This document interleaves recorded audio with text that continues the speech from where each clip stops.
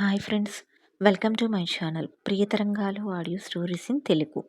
ఈ ఛానల్ మీకు నచ్చితే లైక్ చేసి, షేర్ చేసి, సబ్స్క్రైబ్ చేయండి. హైప్ చేసి కామెంట్స్ కూడా ఇవ్వండి. మీరు హైప్ చేస్తే ఈ స్టోరీ మరికొంతమందికి రీచ్ అవుతుంది. ప్రమదలేఖనం సీజన్ 2 పార్ట్ 12. అవును బావా, నిన్నెప్పటి నుండో ఒక విషయం అడగాలనుకుంటున్నాం. అసలు అంత సెక్యూరిటీ ఉన్నప్పుడు సెక్యూరిటీని వద్దని నువ్వు ఒక్కడవే 6 నెలల క్రితం ఎందుకు ఇంటి నుండి బయలుదేరి వైజాగ్ వెళ్ళిపోయావు అంటూ అడుగుతాడు ఇంద్ర. అమన్ ఒక్క నిమిషం సైలెంట్గా ఉండి ప్రమద కోసం అంటూ చెప్పి అందరి వైపు చూస్తాడు. ఏంటి అంటూ అందరూ ఒకేసారి గట్టిగా అంటారు షాక్తో. "ఆ, 6 నెలల క్రితం నాకొక ఎవరో గుర్తు తెలియని వ్యక్తి కాల్ చేశారు. ఎవరో కూడా తెలియదు. నేను లిఫ్ట్ చేసిన వెంటనే తను మాట్లాడాడు. ప్రమద గుర్తుకు ఉంది కదా నీకు అంటూ అడిగాడు. మొదట ఆ అమ్మాయి పేరు గుర్తుకు రాలేదు. ఎవరు అంటూ అడిగాను. శభాష్, గొప్ప వ్యక్తివిగా నువ్వు. నిన్ను కాపాడిన పిల్లని నువ్వు మర్చిపోయావుగా. నేనెంతో కష్టపడి ఎన్నో నెలలు ప్లాన్ చేశాను నిన్ను చంపడానికి. చివరికి ఒక పథకం రూపొందించాను. అది ఆ పోలీసు పిల్ల తెలుసుకుందని దాన్ని లేపేశాను. ఇక నాకు అడ్డు తొలగిపోయిందే అనుకున్నాను. నీ పుట్టినరోజు నాడే నీ చావు భాష ముగించడానికి అంతా సిద్ధం చేస్తే ఎక్కడి నుండి వచ్చిందో కానీ వచ్చి ఇన్ని నెలల నా ప్లాన్ అంతా నాశనం చేసింది. అయినా హైదరాబాద్లో ఒక లో క్లాస్ బస్తీలో ఉంటూ పూట గడవడానికి కష్టపడే ఆ పిల్లకి నా ప్లాన్ ఎలా తెలిసిందో అర్థం కాలేదు. అక్కడి నుండి ఇక్కడికి వచ్చి నేను కాపాడటం కోసం ప్రాణాలు అడ్డుగా పెట్టేసింది. నా ప్లాన్ నాశనం చేసిన దాన్ని నేను వదులుతానా? వెతికి మరీ పట్టుకొని బంధించాను. ఇప్పుడు నీ ప్రాణాలు కాపాడిన ఆ పిల్ల ప్రాణాలతో ఉండాలి అంటే వెంటనే వైజాగ్ రావాలి నువ్వు. ఎవరికీ చెప్పకుండా. కనీసం సెక్యూరిటీకి కూడా తెలియకుండా రావాలి. వాడు మాట్లాడే లోపలే నా పోలీస్ ఫ్రెండ్‌కి కాల్ చేద్దామని అనుకున్నాను. కానీ అది వాడు వెంటనే కనిపెట్టేశాడు. చూడు, నా కాల్ ట్యాప్ చేయాలని చూసినా, నా గురించి పోలీసులకు కానీ ఇంకెవరికైనా గానీ చెప్పినా ఈ అమ్మాయి ప్రాణాలు తీసేస్తాను.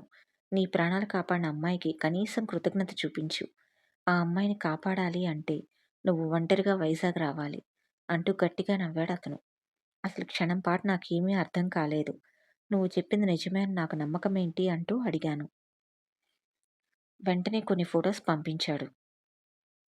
అవి నోటికి ప్లాస్టర్ వేసి కుర్చీలో కట్టేసి ఉన్న ప్రమద ఫొటోస్. రే, తన్ను వదిలేయ్ అంటూ కోపంగా అరిచాను.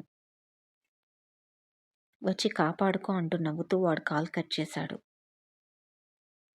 నెంబర్ చూస్తే అవకాశం లేకుండా ప్రైవేట్ నెంబర్‌తో చేశాడు. ఇక ప్రస్తుతానికి వాడిని పట్టుకోవడానికి ప్రయత్నాలు చేస్తే ఆ అమ్మాయిని ఎక్కడ చంపేస్తాడో అని, నా ప్రాణాలు కాపాడిన అమ్మాయిని ఎలా అయినా కాపాడాలని ఎవరికీ చెప్పకుండా సెక్యూరిటీ కూడా తెలియకుండా బయలుదేరాను. నన్ను నేను కాపాడుకోగలను అని నమ్మకం ఉంది నాకు. అందుకే వెంటనే బయలుదేరి వెళ్ళిపోయాను. వైజాగ్ సరిహద్దుల్లోకి ప్రవేశించిన తర్వాత వాడు చెప్పిన అడ్రస్ ప్రకారం కొండ మీద డ్రైవ్ చేస్తుండగా నన్ను డైరెక్ట్‌గా ఎదుర్కోలేక దొంగ దెబ్బ తీశాడు. తెలియకుండా వెనక నుండి ఒక వెహికల్ వచ్చి బలంగా నన్ను గుద్దేసింది. నేను రియాక్ట్ అయ్యే టైం కూడా లేకుండా వెనక నుండి మరోసారి బలంగా గుద్దేసింది. నా చేతిలో ఏమీ లేకపోవడంతో లోయలో నుండి కారుతో సహా కింద పడిపోయాను. నాకంతవరకు మాత్రమే గుర్తుంది. తర్వాత ఏం జరిగిందో ఏమీ గుర్తుకు లేదు. మరలా ఇన్ని నెలలకు మొన్ననే తెలియటం. నాకు మీరు గుర్తుకు రాగానే వెంటనే కాల్ చేశాను. ఇది జరిగిందంటూ చెప్పడం పూర్తి చేస్తాడు అమన్. అంతా విన్న అందరూ ఆశ్చర్యపోతారు జరిగింది తెలిసి. ఇంకా బాధగా అనిపిస్తుంది అమన్‌కి జరిగింది తలుచుకొని. మిత్ర అయితే మరోసారి కొడుకు భుజం మీద వాలి ఏడ్చేస్తుంది. అక్కడ ఉన్న అందరు ఆడవాళ్ళ కళ్ళు బాధతో చెమర్చుతాయి. విషయం విని ప్రసాద్ ఇంకా సరళ కూడా షాక్ అవుతారు.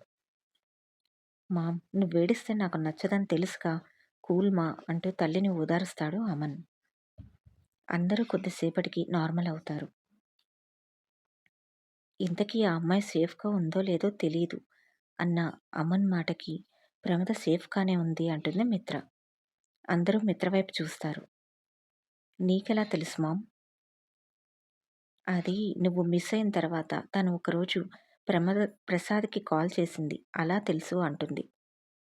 ప్రసాద్ షాక్ అవుతాడు. ఇదేంటి మేడం ఇలా చెప్తున్నారు అనుకుంటూ. మిత్ర వైపు చూస్తాడు.